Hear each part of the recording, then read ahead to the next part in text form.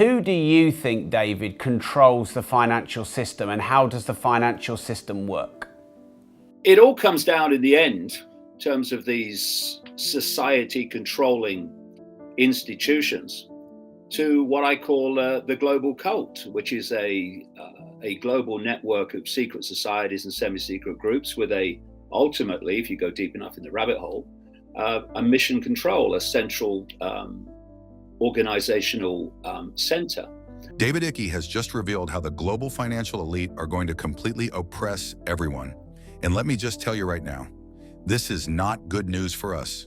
It all starts with society's controlling institutions, which David Icke refers to as a global cult. This cult is a worldwide network of secret and semi-secret organizations, all working toward a central goal. This system, according to Icke, is one interlinked, and he believes we are gradually leaning toward a drastic turn in the year 2025. It appears that if things are not changed now, we might find ourselves in a world we do not want to live in. He's been warning for many years now, so let's dive into what he believes is coming.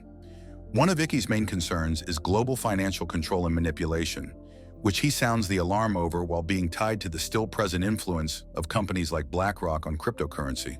He also thinks big tech corporations, such as Facebook, are part of this system of global control. A theme of concern within the crypto community, particularly regarding tech giants and digital currencies. Now, we're actually on course toward what he calls a global fascist dictatorship by 2025, one with surveillance and control so deeply woven into every feature of everyday life. And it is not just a few cameras on street corners that he is speaking of here, but full-time surveillance tracking every move we make. And he declares an elite group is behind this, what he refers to as the global cult, working to manipulate and control society. Their goal is not, as in the Western context, the amassing of wealth, but rather total control. The thing is, if you're talking about control and the need to control, then you look at society as it's structured, and control is overwhelmingly dictated by money. Who has it and who doesn't? And if you look at a definition of freedom, well, it's choice. The more choices you can make, the freer you are. The fewer choices you can make, the less free you are. And in the way that society is structured today, what dictates choice more than anything than money? Who has it and who doesn't? So I hear people talk about how the billionaires and the billionaire corporations, etc., are all about money. But, well, yes, on one level, they have a mentality that is as an insatiable greed. But the bottom line of bottom lines is not about accumulation of money. It's accumulation of control via the weapon of money. And when you look at how this cult, in all its different expressions, brought in the money system to what it is today, it's founded on creating money out of nothing called credit. Says Icke, the financial system we are currently living under is one that restricts us. It is not about prosperity for all, but cycles of boom and bust for which only the prosperous elite benefit. The system is a trap. The money comes out of thin air. Only numbers on a screen yet. We are supposed to pay it in real money, thus losing homes, businesses, and freedom in many cases. Icke points out how in the modern world, control is largely governed by who has the cash and who does not. And the moment you think about freedom as a concept of choice, then having enough dough becomes the important factor in how many choices you really have. So when billionaires and large corporations obsess about the amassing of wealth, it is not just greed, it's using money as a tool to gain control over others. This forms one of the central debates in cryptocurrency systems between centralization and decentralization.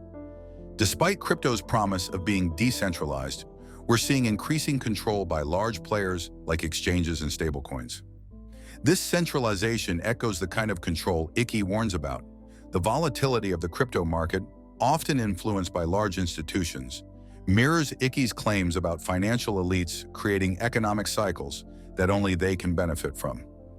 Icke's concerns also extend to how companies in different sectors, be it oil, tech, or finance, act in unison to control markets. He argues that this isn't capitalism, but a form of centralized control that resembles communism. He points to examples like PayPal and other financial entities refusing to work with independent social media or video platforms that challenge the status quo, effectively stifling competition. In Icke's view, what we call capitalism today has morphed into something more sinister, a system where major corporations like Facebook and Amazon are allowed to grow into monopolies, fueled by unlimited resources.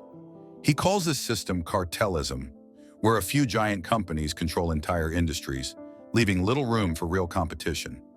Facebook, take Amazon, take many of these companies.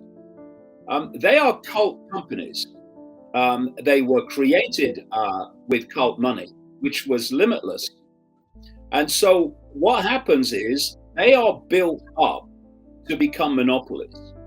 And in their developmental period, they are allowed to lose loads of money. Look at Amazon, for goodness sake, loads of money year after year, phenomenal amounts of money, because they're building a monopoly.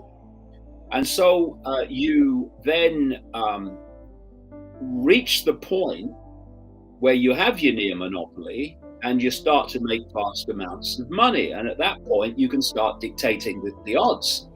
You know, this is why suddenly, after we had a free internet, now YouTube, Facebook, Twitter, Google, etc., are involved in the most extreme hysterical censorship, which is simply digital book burning that the Nazis engaged in.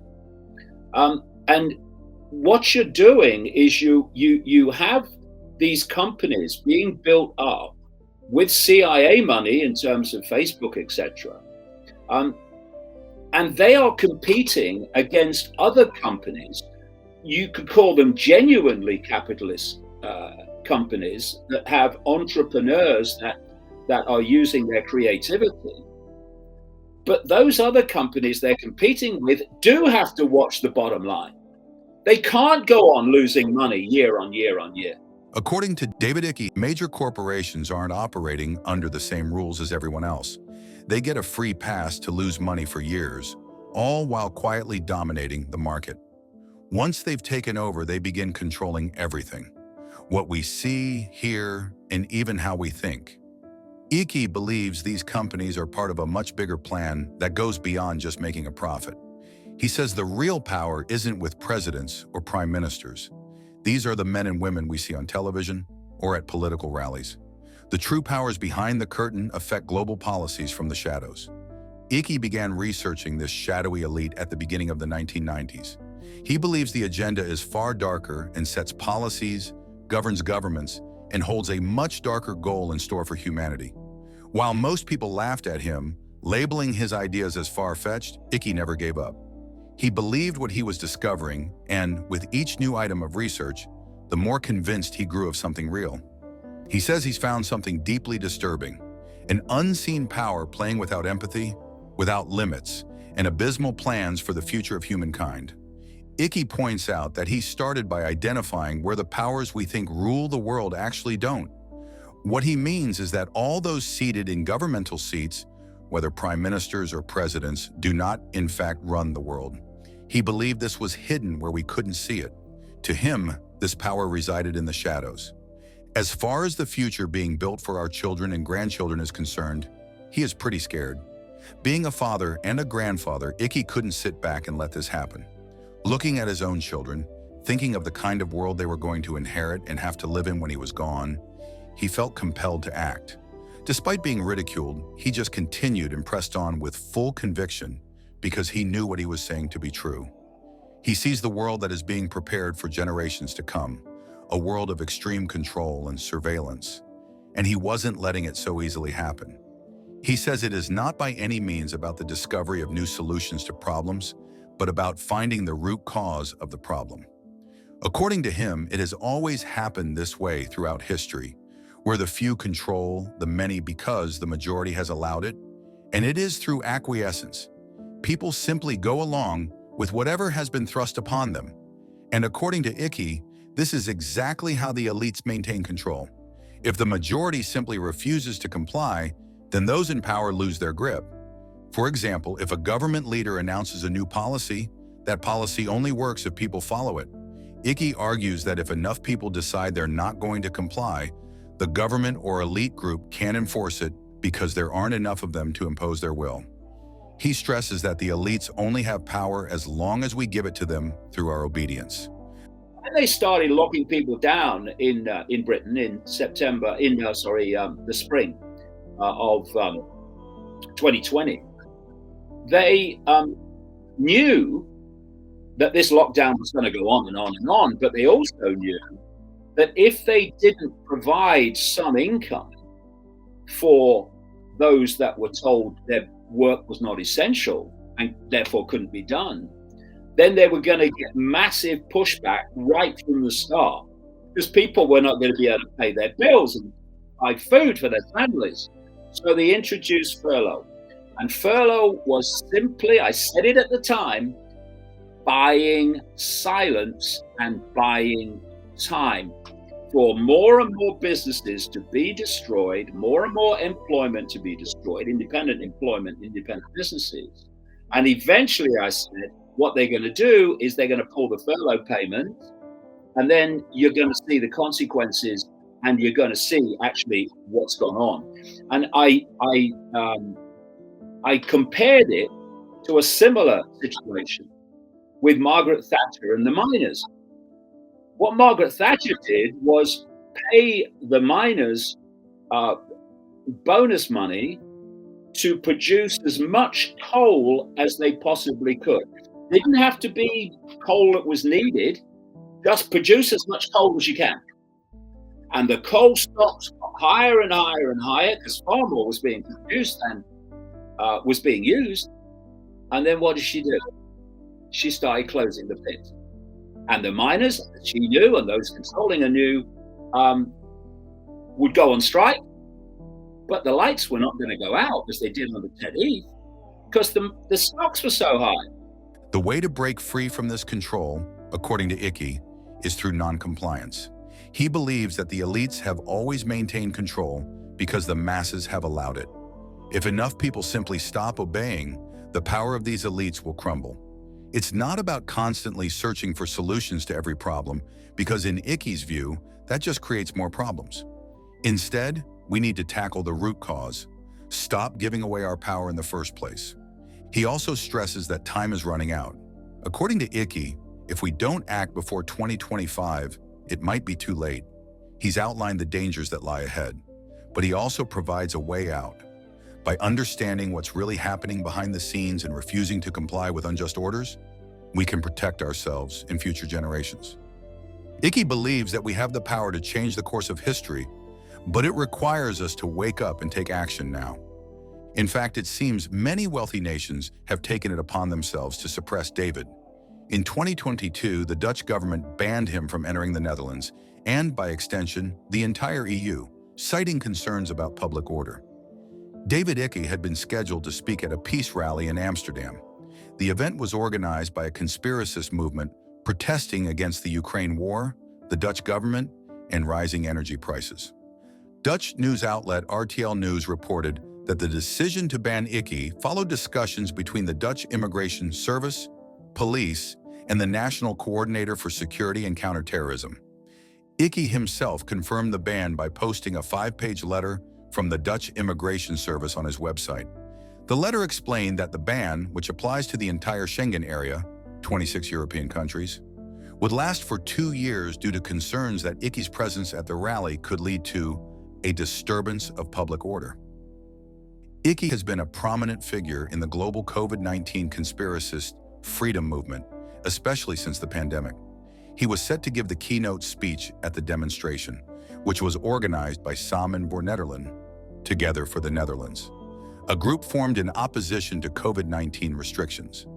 As the Dutch government, a guy called Rutte, the Prime Minister, completely owned by the World Economic Forum and Klaus Schwab, why has he just announced that the Netherlands, the second biggest exporter of food in the world, is targeting farmers to destroy them and get them off the land, which is where all these farming protests in the Netherlands have come from.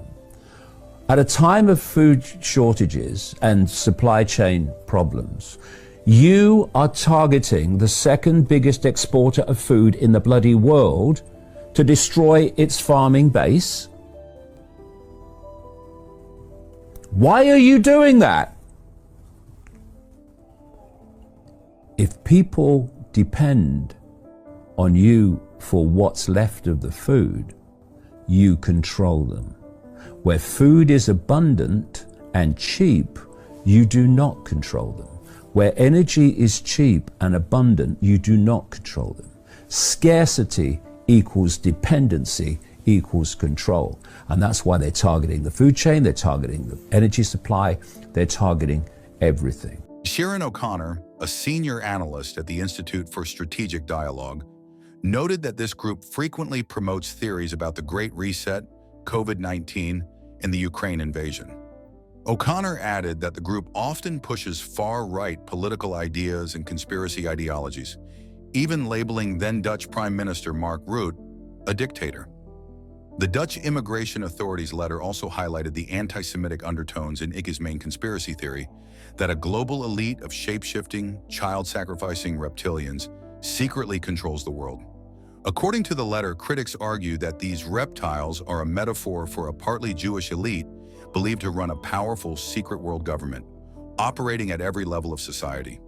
While not all of the elites Icke claims are reptilians or Jewish, some, like members of the British royal family, are, Icke has repeatedly denied being anti-Semitic, insisting that his campaigns target no particular human group, but instead focus on a class of alien-descended reptilians posing as humans. However, experts who monitor conspiracy movements argue that his ideology closely mirrors long-standing anti-Semitic tropes. Since the pandemic began, Icke's ideas have resonated with a growing audience, fueled by widespread conspiracies about global elites and a so-called New World Order. This explosion in conspiracy beliefs has been most notably linked to QAnon, a theory claiming that elites torture children to extract a chemical called adrenochrome from their blood.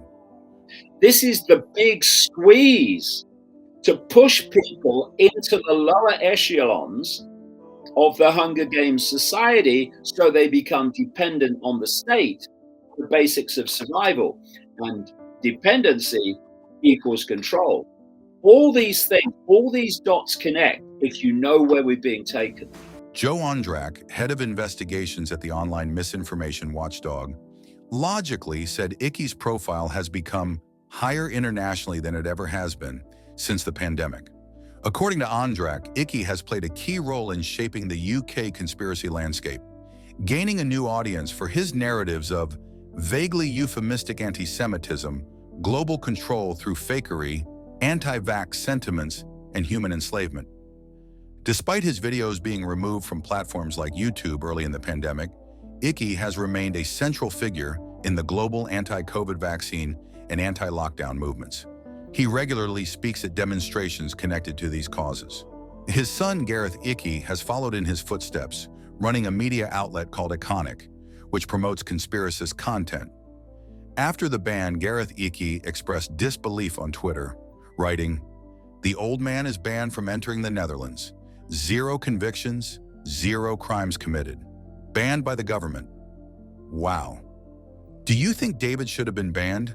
Are the elite trying to hide the truth from us? Let us know in the comments below.